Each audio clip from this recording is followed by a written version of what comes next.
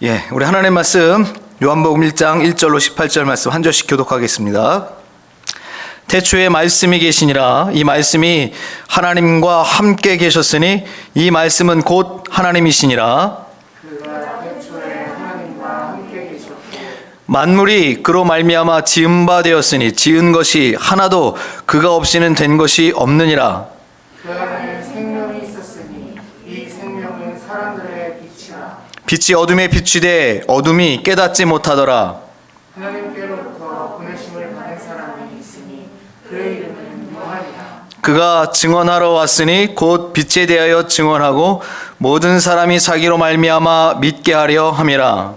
그는 이 빛이 아니요 이 빛에 대하여 증언하러 온 자라.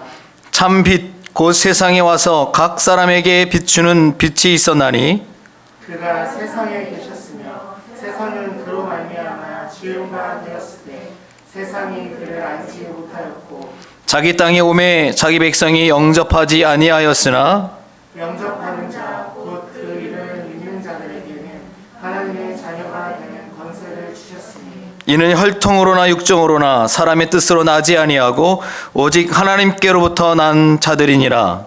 말씀이 육신이 되어 우리 가운데 거하시네. 우리가 그의 영광을 보니 아버지의 독생자의 영광이요 은혜와 진리가 충만하더라. 요한이 그에 대하여 증언하여 외쳐 이르되 내가 전에 말하기를 내 뒤에 오시는 이가 나보다 앞선 것은 나보다 먼저 계심이라 한 것이 이 사람을 가리킴이라 하니라. 우리가 다 그의 충만한 데서 받으니 은혜 위에 은혜로라. 율법은 모세로 말미암아 주어진 것이요 은혜와 진리는 예수 그리스도를 말미암아 온 것이라. 본래 하나님을 본 사람이 없으되 아버지 품속에 있는 독생하신 하나님이 나타나셨느니라. 아멘. 오늘부터 오후 시간에는 우리 요한복음을 함께 공부하고 또 작년에 우리가 계속 하던 소율이 문답을 우리 격주로 이렇게 하는 걸로 하겠습니다. 오늘 참 감격적입니다. 왜냐면 일상 회복이 이제 내일부터 거리두기가 해제되지 않습니까? 실제 이제 소상공인들은 2년 동안 참 오래 참았어요. 오래 참았는데 이제는 좀 약간 활성화가 좀 되겠죠. 그리고 심리적으로도 이게 좀 편하기도 하고 그렇기 때문에 우리가 오후 예배가 다시 회복이 되고 또 여러 제한들이 없습니다. 이제 모임이나 뭐 시간이나 다음 주부터는 이제 교회에서 뭐 음식물을 섭취하는 것도 제한이 없기 때문에 이제는 다 코로나 이전으로 그런 부분들은 돌아가는 것 같습니다. 마스크를 벗는 거는 이제 뭐 어떻게 될지 5월 뭐 말 되면은 뭐 격리도 안 한다면서 이제 코로나 걸려도 격리를 안 한다고 그냥 알아서 하는 수준이죠. 뭐 다른 뭐 어떤 변이가 나올지 안 나올지 모르겠지만 뭐 반반이긴 합니다. 워낙 이 바이러스라는 놈들이 자기들 다 이 생존 본능이 있어요. 그래서 어떻게든 살아야 되거든요. 처음에 이제 이 바이러스가 딱 생기면 굉장히 독했습니다. 처음에 굉장히 강했잖아요. 강하니까 숙주가 금방 죽어. 사람이 죽어요. 그러니까 이게 퍼지지 못하니까 얘네들도 살아야겠다. 그래서 이 독성은 약해지고 전염력은 세지는 거예요. 그러면서 이게 그래도 뭐 델타까지는 그래서 사람이 많이 좀 죽기도 하고 그러니까 전염력이 점점 낮아지거든요. 그러면서 독감 형태로 가는 겁니다. 그러니까 앞으로 이제 뭐 또 변이가 나와도 세지는 않을 거예요. 이게 여러 생리학적으로 그렇다고 그러더라고요. 나는 전문가가 아니지만 그들이 얘기하는 걸 이렇게 들으면 그래요. 그래서 앞으로 뭐 변이가 나와도 이거보다 강하지는 않을 거고 뭐 전파력이나 뭐 이런 부분들이 조금 셀 수 있어요. 전염력은. 그래도 뭐 전염력 세져도 감기 정도만 된다만 하면 뭐 치료자가 좀 되면 이제 정말 이제 뭐 종식의 개념 아예 없어진 건 아니겠지만 그래도 우리에게 뭐 일상을 이제 회복하고 있으니까 너무 감사하고 또 그렇게 예배를 우리가 드릴 수 있어서 너무 감사하고요. 한번 잃어버리니까 귀한 걸 알잖아요. 제가 진짜 신앙생활하면서 오후 예배를 주일을 안 가본 적은 없고 주일을 범한 적은 한 번도 없고 오후 예배를 안 드린 적 내가 있나? 없는 것 같아요. 있나? 모르겠네.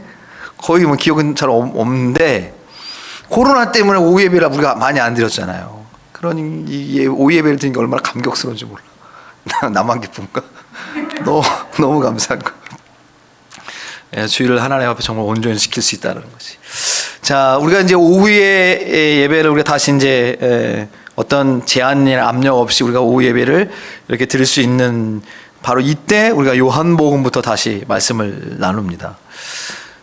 요한복음은 복음서가 4개가 있어요. 사복음서, 마태, 마가, 누가, 요한 이렇게 있습니다. 마태, 마가, 누가는 공관복음이라고 그래요. 그래서 같은 시각으로 이렇게 바라본 거예요. 그래서 예수님의 이 행적들을 이렇게 자세히 나타내고 있습니다. 왕으로서, 또 종으로서, 사람으로서 3가지. 예수님이 그렇게 오셨기 때문에 그 3가지를 이렇게 보는 겁니다. 그래서 마태복음은 왕으로 오신 예수님, 누가복음은 사람, 인자로 오신 예수님, 마가복음은 종으로 오신 예수님을 이렇게 보여주시는 거예요. 그래서 그 3개를 공관복음이라고 하고, 요한복음은 그 3 복음서, 공관복음에서 잘 이해가 되지 않는 거나 좀 약간 충돌은 아니지만 이건 여기가 좀 다른데 라고 하는 부분들을 해석하는 키복음이 요한복음이에요. 요한복음은 굉장히 중요합니다. 공관복음에 있는 모든 부분을 해설하기 때문에.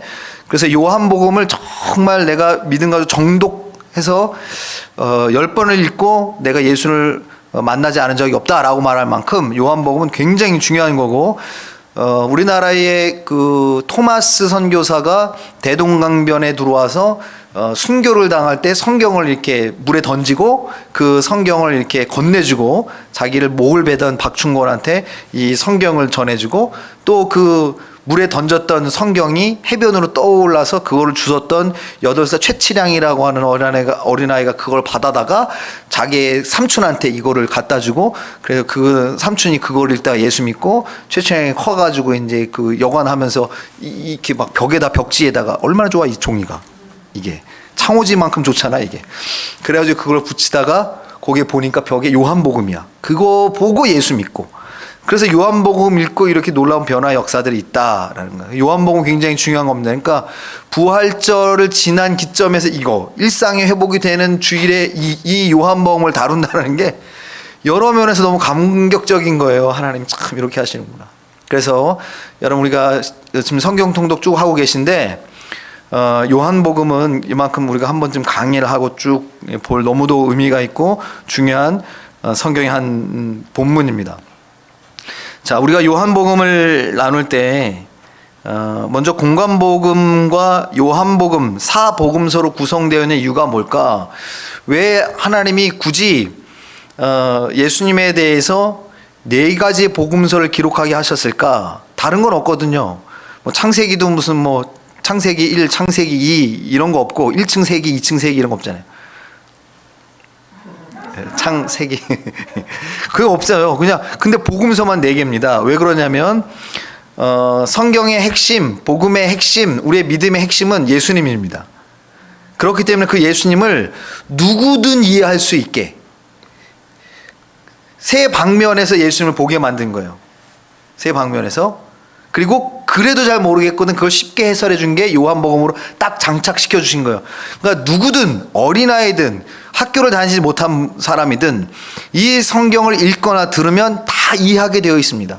성경이 어렵다는 게 아니고, 우리가 뭐 서신서나 아니면 교리서나 이 앞에 구약성경 읽을 때 조금 어렵다고 얘기하는 거지, 복음서는 어려울 게 하나도 없잖아요. 그렇죠? 그래서 사복음서를 준 거예요. 저에 대해서 설명하라고 하면 여러분 모두 저에 대해서 한번 적어보세요. 원 목사님 어떤 사람인지 한번 여러분 적어보세요 하면 아마 소영이가 느낀 나하고 윤서가 느낀 나하고 기봉이가 느낀 나, 선영이가 느낀 나가 다를 거예요. 아마 똑같지 않을 거예요. 멋있다 이렇게 공통적인 나올지 모르겠지만 조금씩 다르단 말이에요. 다 다르거든요. 왜 그러냐면 사람마다 인격과 판단력과 또 저와의 밀접함 차이라든지 저와 겪었던 경험들이라든지 이런 게 틀리기 때문에 다 틀린 거예요.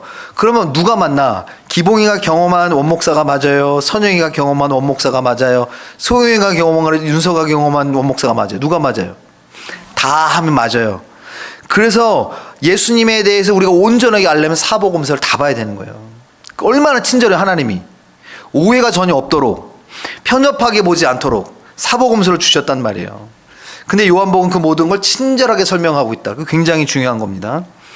자, 그럼 우리가 요한복음으로 넘어갈 때 처음에 이제 요한복음을 쭉 읽어보면 정말 은혜도 많이 받고 막 도전도 많이 받아요. 왜냐하면 1장부터 11장까지 한번 보세요. 여러분 대충 이렇게 한번 봐보세요. 한번 이렇게 넘겨보세요. 무슨 내용들이 나오나? 무슨 내용이 나와요? 쭉 넘겨보시면 굉장히 좋아하는 말씀들이 많죠. 요한복음 1장부터 11장까지 보면 여러분 정말 우리가 익숙하고 좋아하는 말씀들이 많은데 그 중에 보면 기적이 많습니다. 가나 혼인잔치의 기적부터 시작해서 오병이의 기적이 이런 계속 나오거든요. 기적에 예수님이 베푸신 기적의 내용이 많아요. 그런데 이게 마태복음의 복음서도 그래요. 마태복음을 이렇게 쭉 읽으면 1장부터 16장까지 엄청난 기적의 역사들이 많이 나와 있습니다. 근데 16장부터 시작해가지고 전혀 달라집니다. 16장 이후부터는 십자가를 져라. 너희가 고난을 받는 것이다. 나를 따르라. 이렇게 자꾸 나오는 거예요. 앞에는 병 고쳐주시고 막 먹을 거 주시고 막 기적을 막 일으킨단 말이에요. 그런데 16장부터 달라져요. 요한복음도 11장부터 달라집니다. 왜 그럴까? 여러분 우리가 신앙생활을 시작하는 건 삶에 어려움이 있을 때 하나님 나 도와주세요. 나 힘들어요 하고 의지하고 의탁하고 도움을 얻기 위해서 우리가 하나님 앞에 나온다. 보통은 다들 그렇게 나온단 말이에요. 그러나 그게 절대적으로 우리의 신앙의 최종적인 종착점이 되면 안 돼요. 이건 시작입니다. 시작했으면 방향을 향해서 나아가야 되는 거죠. 우리의 신앙생활이 예수님의 기적과 병고침이나 능력이나 이런 거에만 국한되어 있으면 우리의 신앙은 자라지 않는 겁니다. 예수님이 이 땅에 오신 이유가 뭔가 그냥 우리에게 복 주고 너 잘되게 하고 너 병낫게 해주기 위해서 오신 게 아니라는 거예요. 그걸 안 주신 건 아닙니다. 그런 걸 베풀어 주시고 그런 기적을 나타내 주세요. 이유는 예수님을 따르기 위한 영원한 하나님의 나라로 가는 하나님의 백성으로서 이 땅의 복음의 증인으로 살기 위한 하나님의 영광을 돌리기 위한 하나님의 일꾼으로 서기 위해서 수단으로 주신 거예요. 그것들이 청지기 훈련할 때 말씀드렸죠. 수단과 목적이 바뀌면 신앙도 우상숭배가 되는 거예요. 하나님이 우리의 목적이어야지 하나님이 나의 부귀 영화의 수단이 돼버리면 하나님은 전락하는 겁니다. 우상이에요.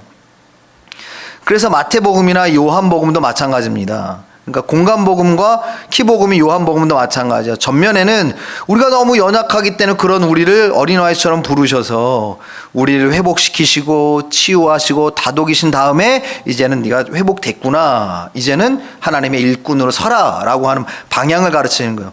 우리가 늘 신앙생활이 마태복음 16장에서 머무르거나 16장 이전에서 머무르거나 요한복음 11장 이전에 머무르면 우리의 신앙은요 자라지 않습니다. 열매 맺지 않습니다. 고난주간 예수님께서 뭐라고 말씀하시냐면 무화과 나무를 보고 예수님이 필요하실 때 그 열매를 따서 드시려고 했거든요. 시장에서 내가 필요할 때 내가 너를 부르는데 없어요. 열매가.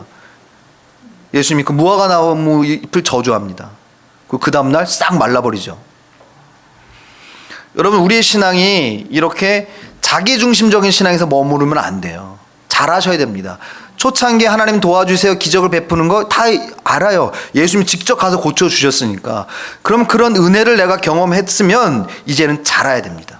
예수님의 십자가를 함께 지는 그의 고난에 함께 동참하는. 왜냐하면 이제는 내가 잘 사는 나의 생명에 관여를 둔 게 아니고 남을 살리는데 나의 인생의 방향이 바뀐 거예요. 가치가 바뀐 거거든요. 그러니 예수를 위해서 같이 십자가를 지고 영혼을 살리는 데 쓰임 받는 겁니다. 우리의 신앙이 마태복음 16장 이상으로 넘어가시고 요한복음 11장 이상으로 넘어가셔야 됩니다.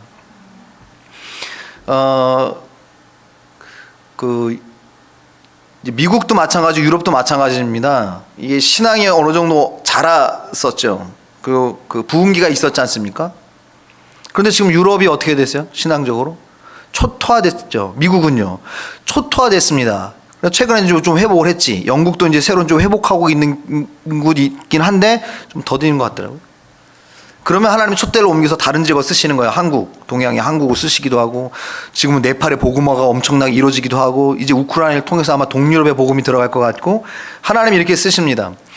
근데 여러분 유럽이 그렇게 부흥할 때, 하나님의 역사들이 나타날 때 이 신앙이 자기 중심화로 막 바뀌는 거예요. 합리화로 바뀌고 하나님 중심이 아니라 인간 중심으로 바뀌니까 인간의 안락이나 인간의 자유나 인간의 이 부귀영화가 우선이 된 거예요. 그래서 미국도 그것 때문에 번영신학이라는 게 들어왔고, 그렇게 되면 어떻게 되냐? 유럽도 교회가 쇠퇴, 타락하죠. 미국도 마찬가지입니다. 미국이 여러분 1960년대에서 1980년대까지 엄청나게 경제 부흥들을 이뤄서 강대국이 되지 않습니까? 2차 대전까지만 해도 미국은 되게 중립적이었고 그렇게 강대국이라고 말할 수는 없었어요. 그러나 이제 진주만 사건 때문에 전쟁에 참여하게 되고, 처음에 처칠한테도 그 전쟁 참여 안 한다고 했었거든요. 근데 나중에 전쟁 참여하지만, 그런데 그런 이 경제적인 부흥이 일어날 때 교회가 엄청난 쇠퇴를 겪습니다. 기독교인들이 어마어마하게 빠져나갔어요. 물 빠지 썰 빠지 쫙 빠져나갔습니다. 그러다가 1995년 이후에 다시 이 성도들이 교회로 몰려오기 시작했습니다. 희한하죠? 교회에서 성도들이 쭉 빠져나갔어요. 다. 그 우리나라는 미국보다 좀 뒤니까 미국이 하여튼 야 하면 우린 한참 있다 여기서 야가 들려요. 지금 우리가 그런 시대예요. 지금 우리나라가. 그런데 미국에서 그 성도들이 막 다시 돌아왔단 말이에요. 그래서 그 이후로 굉장히 많이 부흥이 됐죠. 이유가 뭘까? 도대체 왜 돌아왔을까? 그래서 설문조사를 해봅니다. 왜 이렇게 교회를 떠났다가 다시 교회를 돌아옵니까? 근데 뭐라고 얘기가 나오냐면 경제가 한참 부흥하고 우리가 정말 잘 살 때, 그거를 목적으로 우리가 놓고 기도할 때 우리는 그 번영함과 그 부유함으로 우리 자녀들이 행복할 줄 알았다는 거예요. 그런데 그렇지 않은 거예요. 오히려 세상은 더 타락의 길로 가는 거고, 안전한 곳이 없는 거고, 아이들 내어 맡길 데가 없는 거예요. 교육에서나 사회 문화적인 부분에서. 지금도 여러분 미국에도 마약이 합법화된 주가 있잖아요. 대마초나 마리화나를 그냥 편의점에서 산다니까요. 그 유튜브로도 한번 보세요. 거기가 진짜 좀비 지역이에요. 사람들이 다 이러고 막 있는 거, 마약에 취해가지고. 근데 마약이라는 게 무슨 뭐 일주일 내가 열심히 살다가 한번 아유 힘들하고 마약 하나요? 아니요. 이게 깨면 또 해야 되고 깨면 또 해야 되는 거예요. 그러니까 뭐 어떤 여러 가지 뭐 목적들이 있긴 하겠죠. 뭐 거기는 세금이 많이 나오니까. 담배세나 주류세가 되게 세잖아요. 그래가지고 이거를 얻기 위한 것도 있을 수 있고, 아예 그런 사람들 한 군데 모아놓자라고 하는 경우도 있을 수 있고, 뭐 여러 가지 있겠지만, 어찌됐든 그런 상황 속에 우리의 자녀들을 안전하게 가르치고 보호할 곳이 없더라라고 하는 겁니다. 그렇게 되더라는 거. 이유가 왜 그러냐면 신앙이 16장 이후로 안 넘어가서 그래요. 11장 이후로 안 넘어가서 그러는 거예요. 자기중심적이기 때문에 그렇습니다. 여러분 부활의 놀라운 은혜와 능력을 경험했는데 그게 16장 이전에 머물러 있으면 이렇게 되는 거예요. 자기의 부귀영화만 구하는 거죠. 그래서 결국엔 나중에 다시 돌아오는 거예요. 교회밖에 없더라. 안전한 곳이 없더라. 이런 가치관, 바른 가치관을 가르칠 곳이 없더라는 거죠. 인본주의적인 여러분 사회들을 보세요. 어떻게 됐나요? 유럽은 더 하지 않습니까? 마약의 합법뿐만 아니거든요. 그건 이미 유럽은 더 만연하잖아요. 여러분 우리가 신앙생활을 할 때 이렇게 기적이나 바라고 또는 뭐 어떤 부귀영화를 바라고 이 땅의 것만 구하는 지극히 현실적인 신앙에만 머무르면 교회는 세상의 소망이 될 수 없고 구원의 방주의 모형이 될 수 없습니다. 우리가 세상의 빛이 될 수 없습니다. 그들하고 같이 공멸하는 수밖에 없는 거죠. 소경을 인도하면 다 죽는 거예요. 예수님 우리 눈을 띄워주셨거든요. 근데 우리가 우리 욕심 때문에 눈이 멀어가죠. 자, 우리가 요한복음의 말씀 한번 보십시다. 그렇게 뭐 미국의 많은 부모들이 부흥기를 겪었던 거긴 청교도 지역이니까 기본적인 신앙의 베이스가 있잖아요. 그런데 떠나갔다가 진짜 이건 아니다, 이러다간 다 죽는 거구나, 오징어 게임처럼 이러다 다 죽어. 비슷해요? 정말 이러다가 깨닫고 돌아온 거예요. 그리고 나서 정말 복음이, 신앙이 그렇게 바른 마음을 가지고 있는 사람이 그래도 굳건하게 좀 지켜가고 있는 건데, 그들이 하나님 앞에 돌아왔을 때 그들이 요구하고 원했던 게 뭐냐면 하나님의 말씀이었습니다. 말씀의 베이스가 없으니까, 하나님의 말씀을 정말 하나님의 말씀으로 받지 않으니까, 내가 좋아하는 것만 취사 선택했고 그 위에 나의 집을 쌓았기 때문에 그냥 무너져 내린 거거든요. 오늘 요한복음 말씀 보면 태초에 말씀이 계시니라, 이 말씀이 하나님과 함께 계셨으니 이 말씀은 곧 하나님이시니라 그랬어요. 우리의 신앙이 정말 올바르게 쓰고 교회가 세상 가운데 소망이 되고 그리스도인들이 세상 가운데 빛이 되려면 우리는 말씀 위에 서야 됩니다. 말씀이 베이스가 되어야 된다는 거예요. 태초에 말씀이 계시니라, 이 말씀이 하나님과 함께 가셨으니. 하나님은 어떤 형상이 아닙니다. 하나님은 말씀으로 계신 분이에요. 즉 진리로 계신 분이고 뜻으로 계신 분이, 원리로 계시다라는 거예요.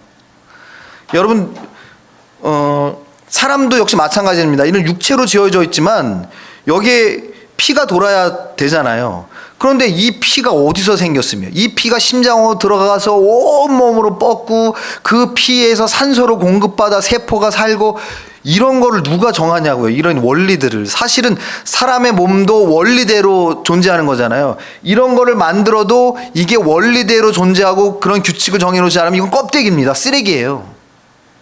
원리가 빠지면 고장나는 거거든요. 작동 안 하는 거예요.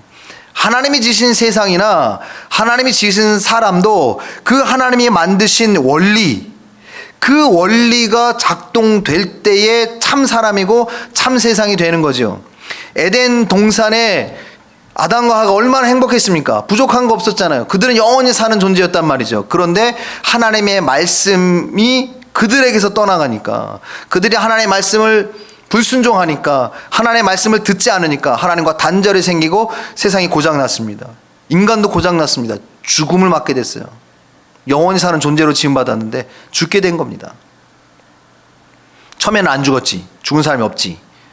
그러다 에노스가 죽고 나니까 비로소 그때부터 하나님의 이름을 불렀다고 그랬어요. 자고 일어나는데, 보통은 다 일어나는데 에노스가 자다가 아침에 안 일어나. 아무리 흔들어도 안 일어나.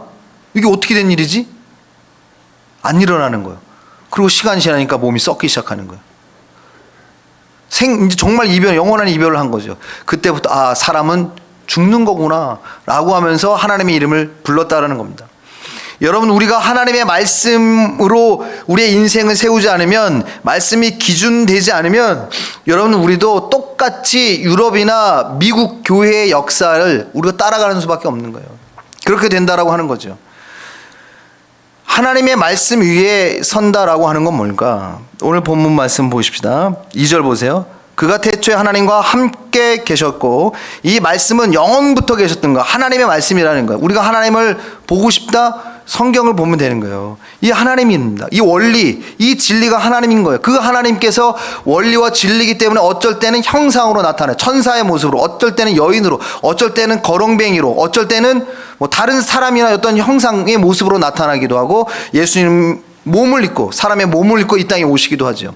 원리와 진리이기 때문에 그 모든 것들이 다 가능한 겁니다. 우리가 눈에 보이는 것이 원리고 진리가 아닌 거예요. 이것을 운영하게 만드는 논리, 이론, 원리라는 게 있는 것이죠. 그 원리 뜻이 하나님이라는 거예요. 태초부터 그분이 계셨다라는 거예요. 3절 말씀, 만물이 그로 말미암아 뭐 했어요? 지은 바 되었어요. 지은 것, 즉 존재하는 모든 것은 단 하나도 그가 없이는 된 것이 없다 그랬어요. 그러니 우주 만물, 하다못해 봄에 피는 벚꽃, 지금 살아가고 이 앞에서 예배드리는 저와 여러분마저도 하나님 없이는 된 것이 없어요. 다 하나님으로부터 왔습니다. 하나님이 메이커예요. 그분이 만드셨다라고 하는 거예요. 근데 어떻게 만들었어요? 말씀으로 만들었어요. 창세기에 보니까 맨 처음에 세상이 어땠어요? 땅이 공허하고 혼돈했다 그랬어요. 혼돈했거든요. 근데 하나님이 말씀하셨습니다. 하나님이 가라사대 빛이 있으라 했더니 뭐가 됐어요? 빛이 있었어요. 하나님이 말씀하시니까 혼돈이 정리가 됩니다. 질서가 생기고 의미가 생기는 거예요. 하나님의 말씀이 떠나가면 카오스, 혼돈의 세상입니다. 우리가 비록 지금 육신을 입고 이 땅을 살아가도 코로 호흡을 해도요, 우리 안에 하나님의 말씀이 들려지지 않으면 우리는 카오스의 인생이에요. 혼돈한 거예요. 도대체 어디로 가야 될지 모르고 왜 사는지도 모르고 늘 혼돈 속에 있는 겁니다. 그러나 하나님의 말씀이 들려지면 그때부터 질서가 생겨요. 빛이 있으라 하더니 빛이 생겼습니다. 환하게 비춰지는 거예요. 그런 세상에 아담과 하와가 하나님의 말씀을 잃어버리니까 다시 혼돈으로 빠지지 않습니까? 다시 혼돈으로 빠지고 만 거예요. 만물이 그로 말미암아 지은 바 되었으니 지은 것이 하나도 그가 없이는 된 것이 없느니라. 여러분 믿으시기 바랍니다. 아멘. 여러분이 존재한 이유가 하나님으로부터 말미암았습니다. 내가 정말 이거를 믿는다면 사실 염려와 걱정을 하나님께 맡길 수 있어요. 네. 주인이 걱정하는 거지 뭐 직원이 걱정할 필요 뭐 있습니까? 주인이 걱정하는 거죠. 네. 하나님이 주인이시니까 하나님 책임지신다라고 하는 겁니다. 하나도 그가 없이는 된 것이 없다. 그렇다면 하나님이 만드실 때 어떻게 만드셨어요? 하나님은 말씀이다 그랬어요. 이 활자가 아니고 뜻, 진리라는 거예요. 원리라는 거예요. 원리이신 그분이, 진리이신 그분이 만들었다면 그 안에 뭐가 담긴 거예요? 원리와 진리가 담겨 있는 거예요. 그러면 여러분 우리도 그 원리가 담겨 있어요, 없어요? 있죠. 그렇다면 우리가 원리대로 살면 돼요, 안 돼요? 돼요. 원리대로, 진리대로 살면 되는 거예요. 말씀대로 살면 되는 거라고요. 그런데 말씀대로 살지 않기 때문에 16장에 머물렀어요. 그 마태복음 16장이 뭐예요? 무슨 고백이 나와요? 마태복음 16장에 베드로의 고백이 나오죠. 많은 사람들이 나더러 누구라고 하느냐? 선지자요 또는 엘리야라고 합니다. 그래? 사람들은 그렇게 얘기하는지 좋아. 그러면 너희는 나를 누구라고 하냐라고 물었더니 베드로가 엄청난 신앙 고백을 하죠. 주는 그리스도시요 살아계신 하나님의 아들입니다요. 이때부터 딱 예수님이 바뀌어요. 기적을 베푸시지 않고 뭐 이런 어떤 능력을 나타내시는 게 아니고 이제부터 나와 함께 십자가를 져라. 내가 가는 길로 너희가 따라와라. 하나님의 나라를 얘기하면서 방향을 바꾼다라는 거죠. 근데 16장에 머물러 있으면 그 원리가 없어요. 진리가 없이 사는 겁니다. 그러니 우리는 쉽게 주저앉고 어린아이가 연약하잖아요. 쉽게 주저앉고 쉽게 울고 쉽게 떼쓰고 쉽게 포기하는 겁니다. 그리고 너무 어리석어 쉽게 미혹을 당하고 유괴를 당하죠. 그런데 우리가 이제 분명히 알면, 분명히 배우면, 원리와 진리를 알면, 우리 상은이도 어릴 때부터 가르치잖아요. 야, 아빠, 엄마 말고 다른 사람이 와서 야, 나 아빠 친구인데, 엄마 친구인데 엄마가 아저씨 보고 데려오라고 그랬어. 너 아저씨랑 같이 가자. 네. 그러면 그냥 따라가면 안 되죠. 경찰에 신고하든지 그 자리에서 소리를 치라고 가르치죠. 그걸 알면, 그 원리가 그 안에 장착이 되면 미혹되지 않습니다. 우리가 하나님의 말씀으로 장착되지 않기 때문에, 그 원리대로 살지 않기 때문에, 설명서인 성경대로 살지 않기 때문에 우리가 그러게 미혹에 빠지거나 또 우리가 쉽게 타락하거나 우리가 쉽게 절망하거나 그러는 거예요.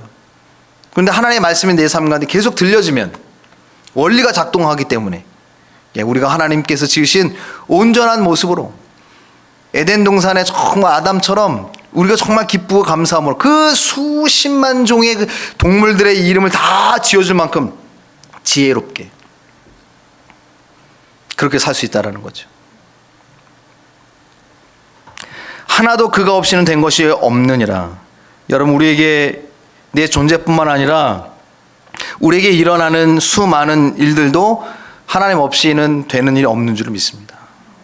하나님 떠나서 내 힘으로 하려고 하면 어려워요. 어렵습니다.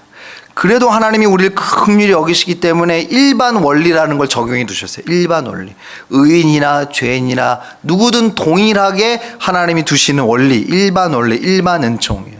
그래서 의인에게도 비가 내리고 악인에게도 비가 내리고, 의인에게도 햇빛이 비치고 악인에게도 햇빛이 비치고, 일반 원리로는 그 정도는 살 수는 있어요. 그러나 여러분 하나님의 원리대로 살 때 많은 사람들이 미국의 그 사람들이 경험을 했다니까요. 그 부유함을 쫓아서 교회를 떠나봤지만 세상에 안전한 곳이 없다라는 거예요. 지금도 마찬가지입니다. 여러분, 우리가 미국으로 자녀들을 유학을 보내는다든지 여러분이 간다고 할 때도 마찬가지거든요. 그 가치관이 너무 어려운 거예요. 정말 자녀 하나 하나님 앞에 온전하게 세우고 하나님 앞에 정말 예배할 수 있는 자녀로 세운다는 게 얼마나 어려운 건지 몰라요. 특히 여러분, 그런 세상적인 가치관이 만연해 있는 곳은요, 얼마든지 내가 원하면 마약을 구할 수 있는 곳이죠. 그런데다가 인간의 가치가 높아지니까 여러 성평등에 관한 이런 부분들이에요. 양성에 대한 평등이 아니라 성평등, 모두가 다 어떤 무슨 성적인 취향을 가지고 있더니 다 옳다라고 하는 이런 세상적인 만연한 생각 속에 있다 보니까 그런 상황 속에 여러분의 자녀들을 키울 수 있겠습니까? 어렵죠. 그런 이유들이 왜 생긴다? 하나님의 말씀으로 떨어져 있기 때문에 그렇습니다. 자, 4절 말씀 보십시다. 그 안에 생명이 있었으니 이 생명은 사람들의 빛이라 그랬어요. 말씀 안에 생명이 있습니다. 여러분, 말씀 속에 사는 방법이 있다라는 거예요. 말씀 속에 길이 있다는 것입니다. 여러분, 부활절이 지나고 나서 우리 여러분 성경 읽기 또 이제 가속도를 내시고 열심히 성경 읽기 페달을 밟으시기 바랍니다. 늘 하나님의 말씀대로 살려고 발버둥 치셔야 돼요. 우리는 정말 연약하고 죄성이 있기 때문에 가만히 내버리면 하루로 내려가요. 그냥 흘러가요. 노젓지 않으면 우린 계속 후퇴하는 겁니다. 날마다 내 자신을 부인하고 십자가를 지고 발버둥 치라는 거거든요. 늘 말씀에 서기 위해서. 그 안에 생명이 있으니, 하나님의 말씀 안에 생명이 있는 줄 믿습니다. 그 말씀대로 살 때에 하나님께서 우리에게 회복시켜 주신 이 일상의 회복이 정말 여러분에게 복이 될 거예요. 제가 항상 강조하는, 하나님은 기회를 주시는 분이다. 그 기회를 복으로 만드는 건 누구의 몫이다? 내 몫이다요, 내 몫이다. 일상 회복의 기회를 주셨잖아요. 우리 정말 이거 잘해야 됩니다. 교회에도 우리 각자에도 정말 이게 기회예요. 이때 여러분, 우리의 자유를 만끽하시기보다 내가 정말 자유함으로 그것을 선한 자유로 쓸 수 있도록 의의 병기로 우리 자신을 드려야지 불의의 병기로 드리면 안 되는 거예요. 오전에 설교도 말씀드렸지만 푸틴은 1등 하려고 했거든요. 지금도 1등 하려고 하잖아요. 세계를 정복하려고 하는 거예요. 근데 여러분, 그 1등은 그 가지고 있는 힘을 악용하니까 문제가 되는 거죠. 우리가 많은 사람들을 세우고 살리기 위한 그런 선한 마음에 그런 선한 병기로 쓰임받기 위한 1등을 목표로 한 때는 하나님 얼마나 기뻐하시겠냐고요. 그러니까 말씀 위에 딱 서면 똑같이 성공과 1등을 부르짖어도 전혀 달라지지 않습니까? 말씀의 기반이 없으면 푸틴처럼 되는 거거든요. 여러분, 푸틴을 우리가 욕하고 그럴 게 아니라 그 모습을 보고 말씀을 떠날 때 나의 모습이다라는 걸 보실 수 있어야 돼요. 그것만 여러분 우리가 정확하게 본다면 말씀 위에 설 때 우린 정말 처칠이나 지금 젤렌스키도 마찬가지지만 대표로 말씀드리는 거 비유로 그들이 다 선하고 의롭다는 건 아니지만 우리가 정말 이렇게 하나님의 말씀 위에 설 때 우리가 그렇게 추구하고 이루고 바라는 그런 성공이나 1등도 정말 가치 있는 생명을 살려내는 1등이요, 생명을 살려내는 성공이 될 줄을 믿습니다. 생명이 어디 있다? 거기 있다 그랬어요. 말씀 안에. 그러니 여러분, 성공을 장착하기보다 1등을 장착하기보다 먼저 하나님의 말씀을 장착하십시오. 요한복음은 그걸 말씀하고 있는 거예요. 태초에 말씀이 있었고 그 말씀이 세상을 지었고 그것이 원리고 그 안에 생명이 있다는 거예요. 말씀을 꾸준하게 계속 읽으시고요. 또 늘 말씀에 순종하시기 바랍니다. 한번 일독했다고 방심하면 안 돼요. 아침밥 먹고 배불러 하고 한 1년을 굶는 사람 나 생전에 못 봤어. 아침에 그렇게 먹고 저녁에도 시켜 먹고 우리 계속 먹어요. 왜? 그게 생명이니까. 하나님의 말씀이 생명인 줄을 믿습니다.